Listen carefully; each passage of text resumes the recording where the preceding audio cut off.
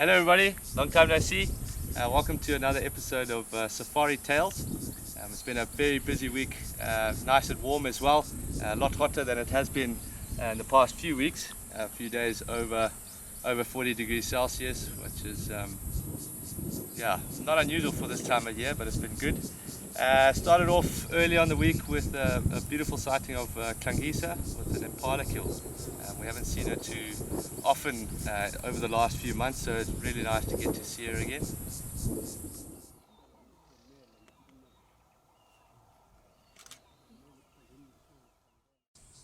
A lovely little sighting with Tisela as well, who's also been quite elusive over the last couple of months. We're at the season now where the little baby Impalas are being born, so there she is up in a tree, keeping a good lookout at a close herd of Impala with a couple of youngsters in there.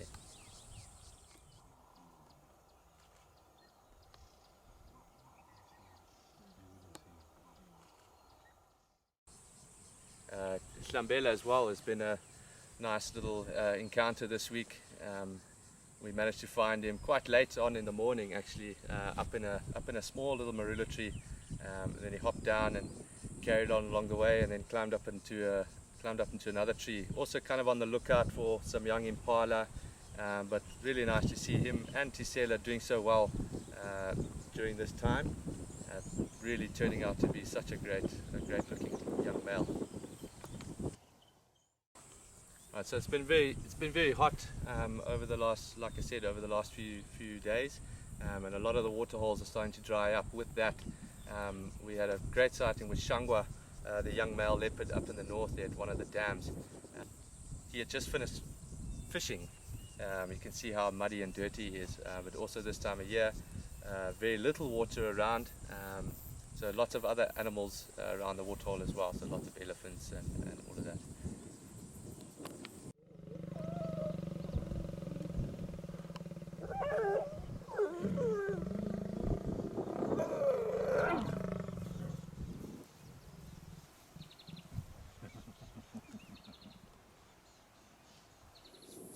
An update on the Ottawa pride this week is that two of the females have actually split away from the rest of the pride. One has been seen mating with two of the young Tumbela males that have recently moved into the area.